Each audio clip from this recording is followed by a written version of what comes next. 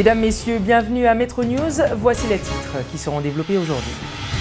Recrudescence des actes de banditisme au niveau de la région métropolitaine de Port-au-Prince. Ces derniers jours, plusieurs cas de meurtre et de braquage ont été recensés. En réaction, le Conseil supérieur de la police nationale a tenu ce mardi une réunion à l'extraordinaire. Les patrons de l'industrie de la sous-traitance ne sont pas opposés à une augmentation du salaire minimum. C'est ce qu'a affirmé le président de l'Association des industries d'Haïti, Georges Sassine. Monsieur Sassine invite l'État haïtien à prendre des mesures nécessaires afin d'accompagner les ouvriers de la sous-traitance. La machine électorale sera bientôt mise en branle, une annonce du Conseil électoral provisoire qui s'engage à compléter les élections indirectes afin de combler les postes vacants au Parlement. Metro News vous est apporté par HeyTrack. HeyTrack vous invite à gagner des cadeaux avec l'huile moteur mobile Delvac. Grattez l'étiquette jaune, découvrez votre code, envoyez-le au 8110, réclamez votre prime au bureau mobile. L'huile mobile Delvac est représentée en Haïti par HeyTrack.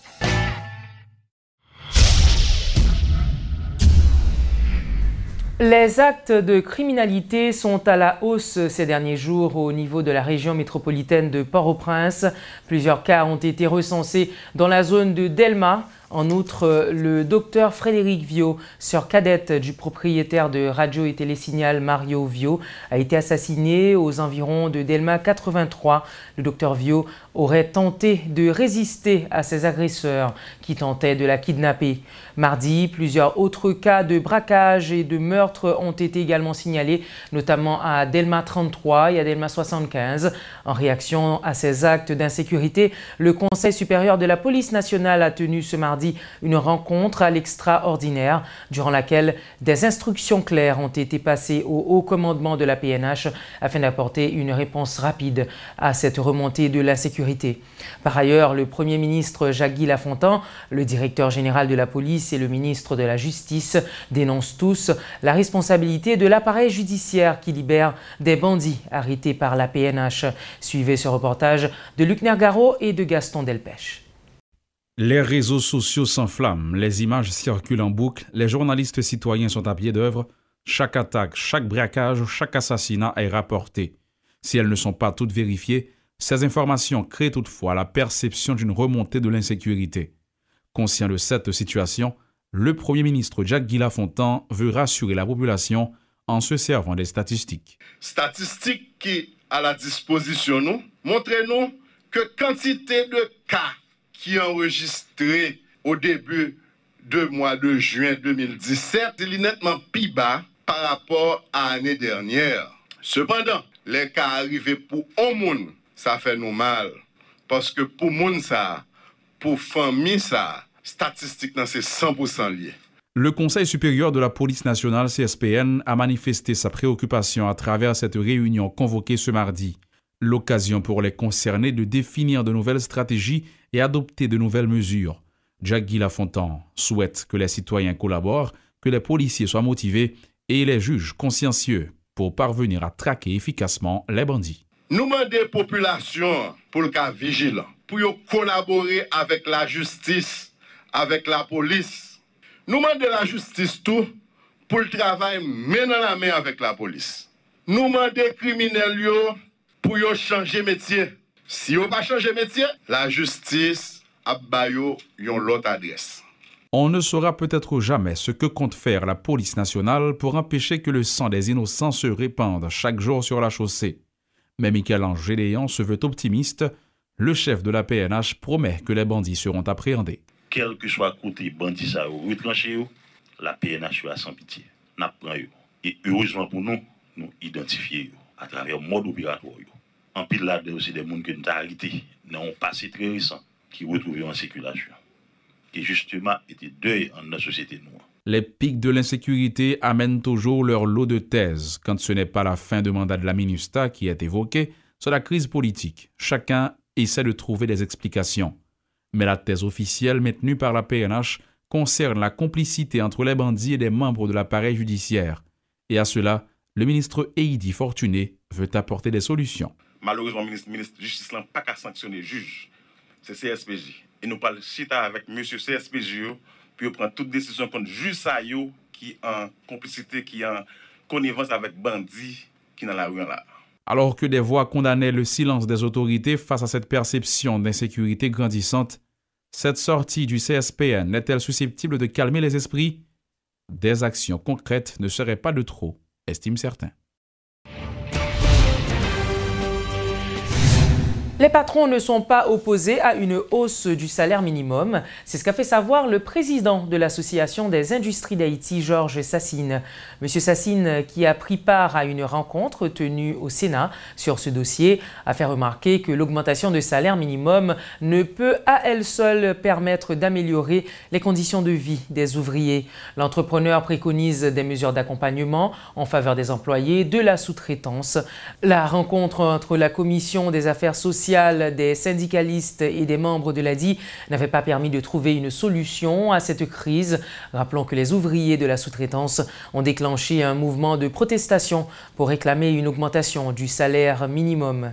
Il faut souligner également que l'arrêté portant sur la mise en place du CSS n'est toujours pas publié dans le journal officiel, le Moniteur, en dépit de l'annonce faite par le ministre des Affaires sociales, Roosevelt Bellevue. Lors d'une conférence de presse tenue ce mardi, deux syndicalistes, Dominique Saint-Éloi et Télémaque Pierre, affirment qu'ils devraient être les deux représentants du secteur syndical au Conseil supérieur des salaires, CSS.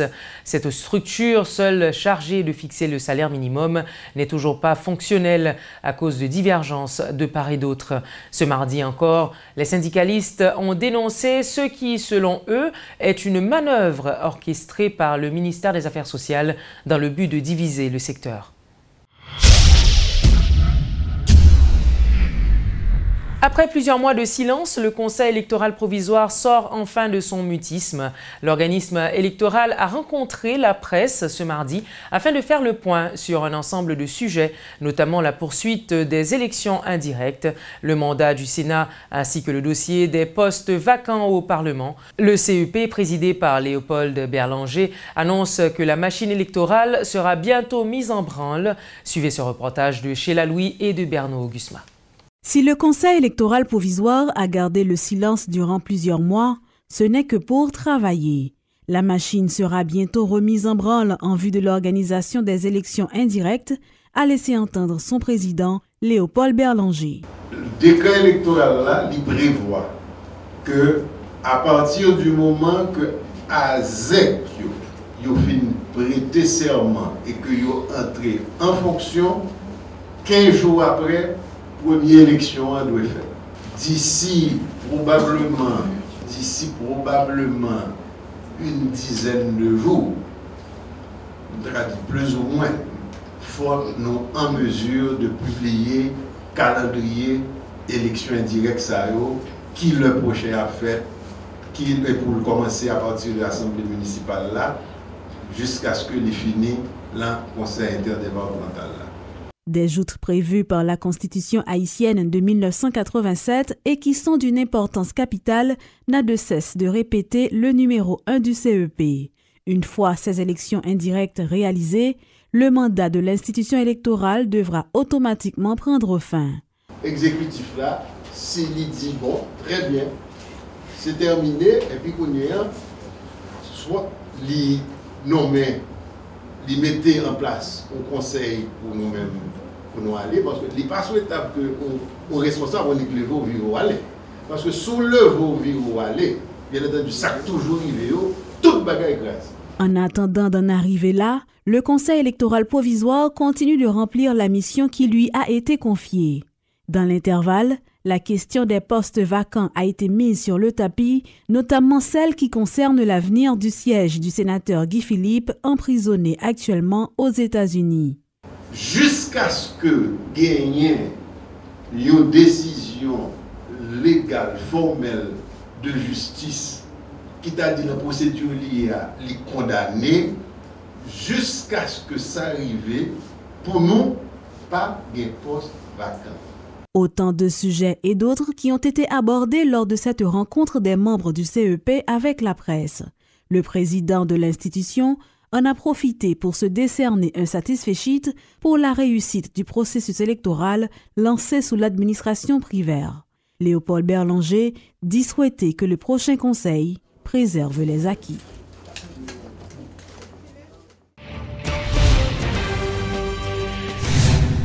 Le ministère de l'Environnement a organisé un cocktail lundi dernier à l'occasion de la célébration de la Journée mondiale de l'environnement. Dans son allocution de circonstance, le Premier ministre Jacques-Guy Lafontaine salue la ratification de l'accord de Paris par Haïti, tout en rappelant que la protection de l'environnement est l'une des priorités de son gouvernement. De son côté, le ministre de l'Environnement, Pierre-Simon Georges, invite chaque citoyen haïtien à poser des actes concrets afin de réduire la vulnérabilité du pays face aux catastrophes naturelles. Le gouvernement Moïse Lafontaine fait de l'environnement une composante obligatoire des politiques publiques sectorielles à mettre en œuvre pour du quinquennat afin de servir et de protéger la population. Les défis à relever sont immenses. L'avenir de toute la planète Terre dépend de nos comportements. L'éducation, le respect de l'environnement est censé commencer à l'école. Le problème des lignes antipersonnelles qui causent des victimes, surtout parmi les enfants, attend une solution.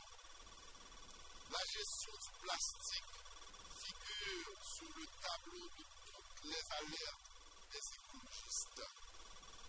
Tout ce qui constitue des défis à l'environnement doit faire partie de nos plus grands soucis et susciter notre courage civique.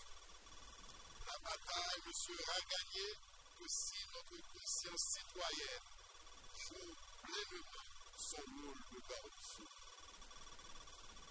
J'invite tout un chacun à une prise de conscience individuelle sur les conséquences des habitudes néfastes de notre environnement. Que chaque Haïtien se rappelle tous les jours que la protection de l'environnement concerne chacun d'entre nous.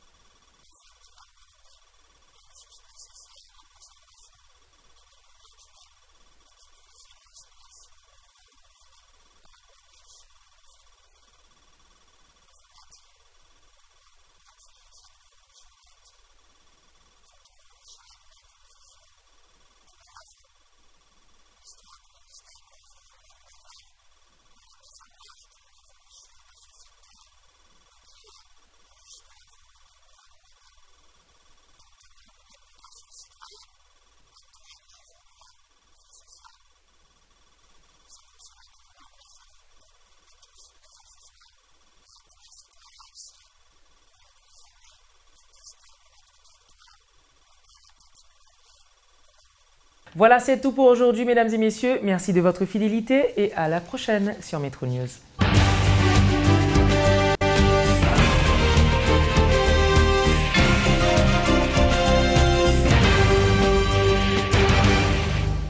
Laurent Giraud de Metro News est habillé par Attitude by Laurie, 13 rue Villa, Pétionville. Téléphone 28 16 61 22.